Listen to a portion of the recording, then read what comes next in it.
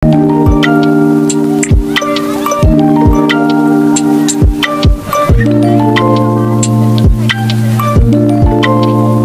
na-experience ninyo, lisod kayo mag-travel kung wala kay kauban. That's why, kuyugan na ako akong husband padulong sa Dipolog. So, una namang gibuhat, kay gi-prepare na mo among mga gamit. Nagpalit day mi og box sa Shopee nga worth of 2,000. Aron lang yun mi na ay mabutangan sa amo ang mga gamit. Og dili lang gamit, pati pod pagkaon. Tungod kay gabi na kaayo, kailangan gid mi maghapit sa daplin sa dalan. Actually, wala kayo minasugatan nga mga sakyanan aning mga panahona kay kadlaw na ni siya. So kung kauban, gusto siya nga mag-rest sa kadali kay lisod kayo magbiyahe nga walay tarong tulog. 12:30 na sa sayong kabuntagon guys. So akong kauban nagkaon pa og balot. So kalipay yun kayo niya ning magkaon-kaon og balot dapin sa dalan kay mora ni makahatag daw sa iya og kusog. So rest sa daw siya 30 minutes, pero kabalo ba mo guys nga ang iyahang 30 minutes naabot og 2.5 hours. So, ang akong gibuhat, nagsige na lang og dula sa tablet niya, nakatulog yun siya. Pagmata niya, alas 2 na, so padayon na pod mi sa amo ang pagbiyahe. Ako ani, wala pa yun kitarong tulog. So, kailangan lang yun ko mubantay sa iya sa iyang pagkatulog. So, another rest na pod, diri sa terminal, para lang yun na siya kusog mag-drive na pod niya. This is me, haggard na kaayo, lantawa, may pinatabon pa sa iyang agtang kay gasinaw. So, akong kauban, nagsige pa og pangatuli kay katul kay iyang dalunggan.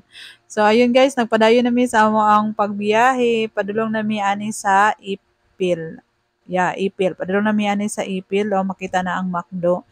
So, sa mo ang pagbiyahe ani, na-realize na ako nga importante gid ka nga naa kay kauban pirmi magbiyahe kay dili gid maiwasan nga makatulog ka. Actually guys, hapit man na disgrasya pero salamat sa Ginoo kay kanunay minya ginaproteksyonan og pulihanay pud mi ani og drive sa motor. That's why dili ra kayo siya tantong hago. But of course, since babae man ko, mahadlok pud ko sa dalan nga daghang sakyanan, so dili pud ko pasaya-saya mag-drive. Naaray part sa agihanan nga mag-drive ko, pero katawanan kaayo akong kauban kay kung ako na gani mag-drive, imbis katulgon siya, magsigano nang iyang mata kay lantawon niya paunsa kung magliko. What if madisgrasya mi, something like that. So katawanan kay siya no. Moment na mo ni nga imbis magpahulay siya kay matulog siya or whatsoever, iyaha kong lantahon pero wala siya choice kay alangan naga-drive ko kusog man pud ko magpadagan kunuhay masin dili kay tantong kabalo so kailangan jud ko maning kamot pero dili gyud siya ganahan mulantaw gyud siya taman pasigahon gyud niya yung mata. So, actually nakaabot na mi diri sa Kitabog Alliance Evangelical Church. So diri mi naghunong kay matulog pa mi. So nakaabot mi sa titay guys, mga alas 4 na ni sa kabuntagon. First time na mo makatulog ug makaabot diri, of course. Since first time na mo naghunahuna pa mi mao na ba ni ang church nga amo ang adtuan. Pero salamat sa Ginoo kay gidala ra gyud mi niya diri nga safe. Salamat sa iyahang pag-uban sa amo. And then diri na mo nakita ang classmate sa ako ang husband nga na-assign diri no si Mommy Grace.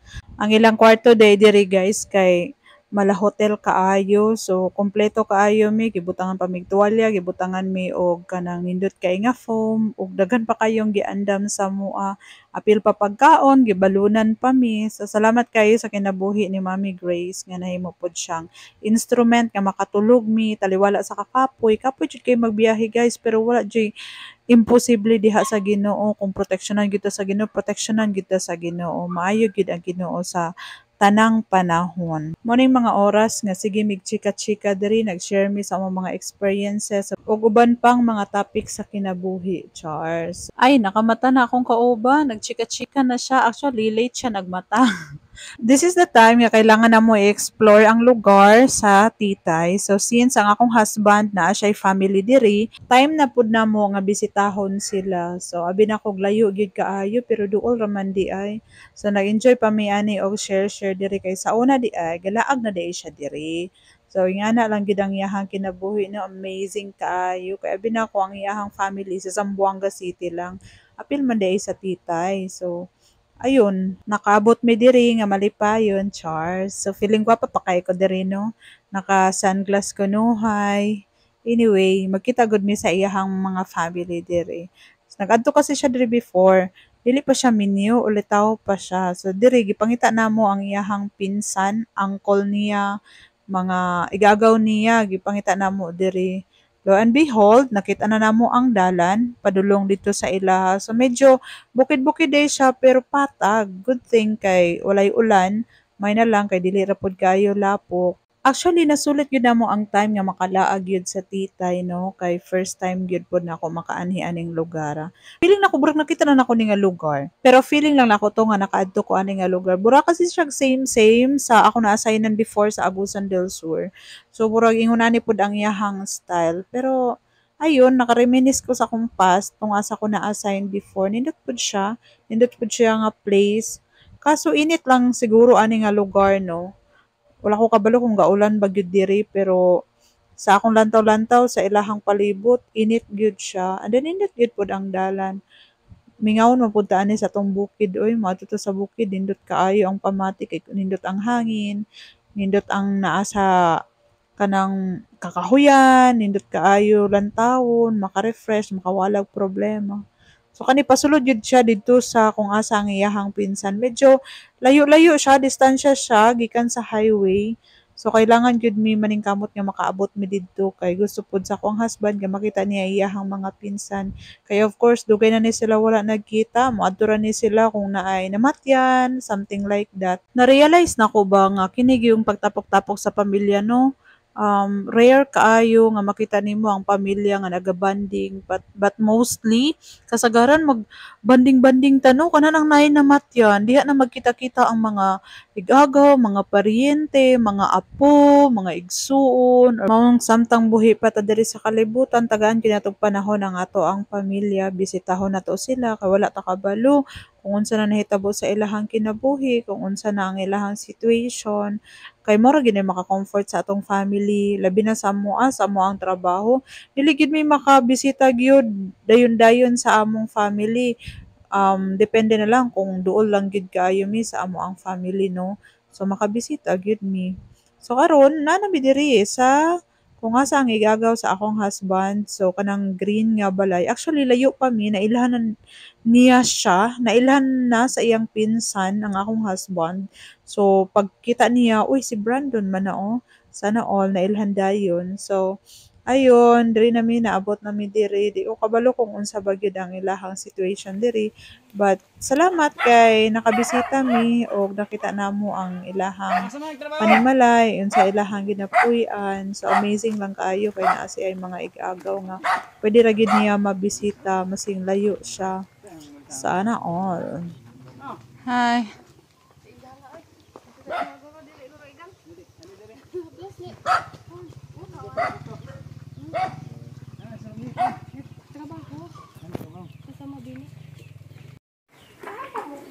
Gikan pa mig Buanga City.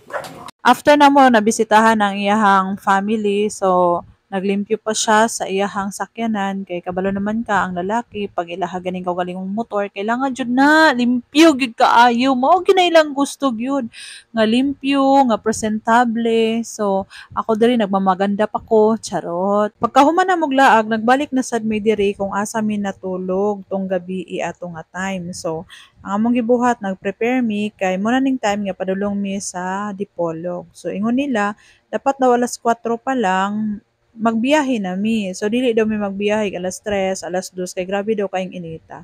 So mo din ni si Mami Grace, mo na ilahang baby a dog.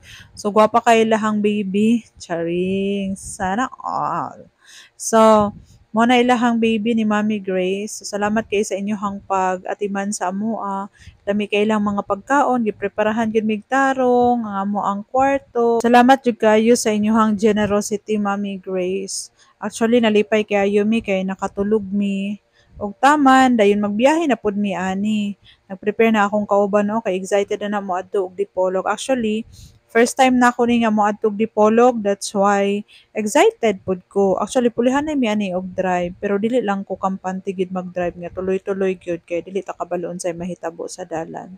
So excited na siya nga mobiyahe, nag-prepare na siya sa iyahang mga gamit.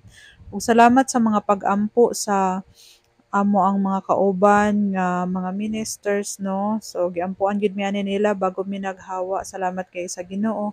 Kanunay naga-sustain sa atoag yung tanan o nagagamit og mga tao for us nga makapadayon sa pagbuhat sa mga buluhaton sa Ginoo. So praise the Lord. So ang ilaha dayong lugar diri pakatkat pagid kaayo na. So I don't know sa ubang mga sakyanan kung kaya ba na nila makatkat dirang dapita. Pero praise the Lord kay nakakatkat lang man ang sakyanan. So medyo init-init pa ni pero pwede na magbiyahe. Kaabot ra gid mi sa Dipolog nga safe. Tagbaw jud mi ani og pangita sa gupitanan no, pero nakakita ra man mi kadugayan. So, pagwapo na sad siya sa iyahang motor no. So mo rin panahon nga first day sa regional forum. So magkita-kita na pud mi sa among mga friends diri unya makita ninyo si Mami Grace. Magkita na pud mi ni Mami Grace. So paspas guro kay nilang biyahe ug uban pa namo nga mga friends, mga teachers namo kung asa mi nag-eskwela magkita-kita mi ani unya taod-taod. Hoy! Ha? Sa gwapo. Oh. Si Brian ang gwapo daw. Larang artistahin, no?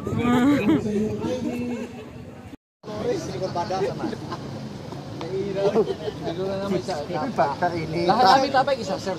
Ako kita na ano to din. Wala pa mo, wala ka mo sa mineral water department. Ako kita daw ba basin na pa mineral water dito. Wala na po dito eh. Welcome to Dipolog! So, diri na mi guys, naabot na mi sa sports complex diri sa Dipolog City.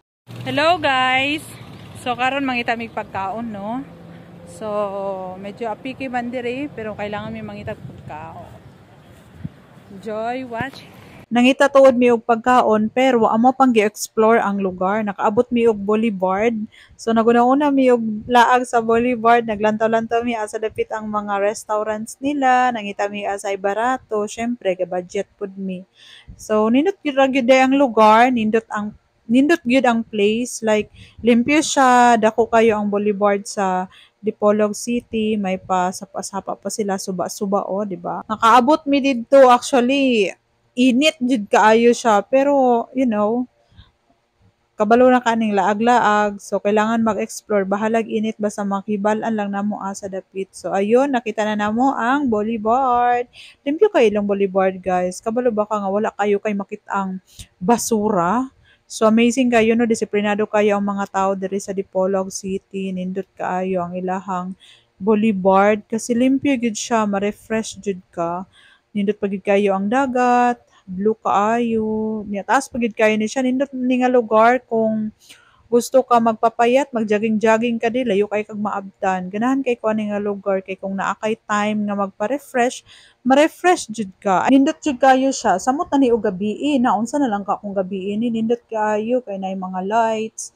Nindot siya kay ma-relax ka, nindot mag-date-date diri charing, nindot mag-date-date bitaw diri. Sunod gusto ko magbalik mi diri nga unta na sakyanan kay aron dili kayo init magmotor-motor. Pag naa kay sakyanan ani tapos aircon, siguro okay kaayo siya. Pero pag nagmotor ka, ay ayaw na lang. Kaya nga no, pag magmotor kasi very init. Labi nag-init kaayo. Nga na dyan pamati, bro, kagisunog. No? Pero salamat na lang kay nakaadto mi ani nga lugar, nindot gyud siya. Nindot siya nga place para bandingan. Labi na pag gabi diri magkaon-kaon kag barbecue, magkaon-kaon ka og unsa-unsa pa dira. Nindot kayo labi nag nakay kauban, nakay partner in life nga imuhang kakuyog, okay jud kaayo. Mao day ni ang venue sa Regional Forum. So nindot kay siya nga experience. Salamat sa among mga facilitators. Salamat sa pag-facilitate ani nga Regional Forum. Nakita na ko akong mga classmates, nakita na ko po ang uban akong mga classmates before sa Maabsi and also the Ebenezer family. Salamat kay na-experience po namo ni nga maka-attend og Regional Forum kauban sa ako ang husband. Diri ni giheld sa Dipolog Sports Complex no, diri sa Dipolog City. Nindot kayo ang view diri sa taas, nindot kaayo ang pagkahimo ani nga roof. Nindot jud kayo ang sunset guys kung inyong lantawon. Padulungay na kasi ni magabi so ang sunset nagawas na. Of course, mutago na pod siya unya, mag-set na pod siya. Ingon nila pag daghan daw kang kaila, daghan daw maglibre sa imuha. So since daghanon mi kaila, daghan gyud libre sa mua. So karong gabi una mo ni ang time nga makakaon mi. Morning time nga, ilibre mi sa amo ang mga kauban nga ministers. So, nagparking pa day sila, nangita pa na sila parkinganan, gipangita pa namo ang entrance, asa mi magsulod ani. Enjoy rabaya, at least nakita namo ba ang beauty sa Dipolog City, panagsarabaya mi mo anhi. Mo din ni siya ang naglibre guys, tantawa, kana nasa likod nga naka-blue. So, mo na siya ang naglibre sa mua. Salamat kay sa iyang kinabuhi, kay willing yun siya manglibre. Willing jud siya maghatag og panahon sa mua. Sa akong partner, tuwara, ang among ninong, nagdagan-dagan na. Actually, sila rin ginang manglibre. Kaduha min nila gilibre dito sa Dipolog City o diri sa Zamboanga. So, yun na ilang kinabuhi guys. So, salamat kay sa ilahang life. I really love this moment kasi panagsara ni mahitabo sa amo ang life sa akong partner. So, kung kinsa ang magkuyog sa mua, kung kinsa ang gusto magpakuyog sa mua, kung kinsa ang gusto manglibre sa mua, so kuyog gid mi ana. May na lang maka-free food mi sa mo ang food. So gwapa gid kay na siya guys no. So mo na siya si Ma'am Tess Bayo, ang amo ang friend, ang akong friend. So minyo na siya guys. Twinny na siya sa iyang husband to ara sa likod nga naka-blue. Dili nang lahi nga blue, lahi po ng blue green. Lahi po na siya. So kanang parehan niya color nga naka-blue. So enjoy kay mi guys. Nangita mi ani asa mi mga on. So sa sige na magpangita di na mi kabalo asa mi mga adto kay first time man namo ni makakita diri, makaadto diri, nakaadto diri. So ayun. Dili mi sure asa dapit ang ilahang kananan diri pero I think dol na mi sa Jollibee ani nga kanang lugaran ni. So sigchikahay na lang mi ani. Uy, nag-zumba dito sa likod. Wow, sana all. So nag-zumba na sila, nindot kay lahang dance dirang dapita. Katong nami sa kananan ganina, last video na din namo to sa Dipolog. So kini nga time pauli na mi ani, padulong na mi ani sa pagadian kay hapito namo ang manghod sa ako ang husband. So I'm trying to find nga maka-video ko no kasi panagsara ni mahitabo sa among life chars. So wala jud ko kabalo guys asa ni padulong pero basta papagadian mi ani nag-video-video pa ko ani kay ana ang akong partner nga videohan daw nako ang dalan. So kasi panagsara daw ni. So since nangita mig paraan nga maka-tripod pero wala gihapon siya natuman tungod kay ang tripod pwede siya guba or else madaot pa ang cellphone mahulog pa. So sa pagpadayon sa mong pagbiyahe, mo ni ang lugar nindot trabaya kaayo magbiyahe labi na og kanang na kay partner nga masinabtanon, na kay partner nga buotan, na kay partner nga kanang gusto kaayo niya makuha iyang mga goals sa iyang life. So abti kay ni siya guys no muuli kay ngano man makita niya iyang isuon nga naa sa pagadian. So medyo layo-layo pa gyud ni siya. Layo pa gyud kaayo. Actually nakatulog ba yan ni siya sa fruit stand. Kung kabalo lang mo kay nga naman masing hapon na siya kailangan jud siya matulog kay delikado man siya sa dalan. Maunsa pa lang mi sa dalan. But praise the Lord kay nakaabot ra man mi diri nga safe and sound. Pasalamat ra sad mi sa Ginoo kay kanunay siya ga protection sa mo. Nindot kay lang agihanan. Ikaduha na ako ning agi diri because last time I think last January or December ba to, di na ako remember, di na ako ma-recall. Morning time nga, nag-agi mi diri kasi nag-MC ko sa kasal sa igagaw sa akong husband. So, nangagi mi diri from Sergio Osmeña, padulong og I think Ipil. But kani nga agyanan ang gagian, mo po niya mong gagian last time, pero padulong mi ani og paganian. Paningkamot mi ani og kanang paspas kay baka magabinan mi. Pero nakaabot ra pud baya mi sa pagadian ani nga safe. Since nagulan man sa pagadian, so kailangan mi magsuot sa amo ang mga raincoat. Lo and behold, nakaabot na mi sa Ipil, Zamboanga, Sibugay. So morning time nga naglaag-laag pa mi diri sa Zamboanga, Sibugay. So pauli na pud mi ani gikan mi sa ilang munisipyo nindot kay ilang munisipyo guys. So nakalaag jud mi didto pa-refresh lang kay perting inita gyud sa mismong Ipil gyud labi na sa sentro. So grabe jud kay siya kainit. So kani nga time naglaag-laag mi ani para lang gyud magpa-refresh. Na-appreciate jud kay nako ang gihimo sa akong husband. Actually diri mi natulog sa titay, nagbalik mi tulog sa mong gitulugan last time. Goodbye, titay. Welcome Zamboanga City. Naabot na gyud mi sa wakas. So, nagbiyahe na mi anino. Padulong na siya sa Zamboanga City. By the way, thank you for watching. I think I will end na my video. Magpasalamat po ako sa inyo sa lahat ng nag-watch sa video namin. Thank you for supporting us. God bless. Bye-bye.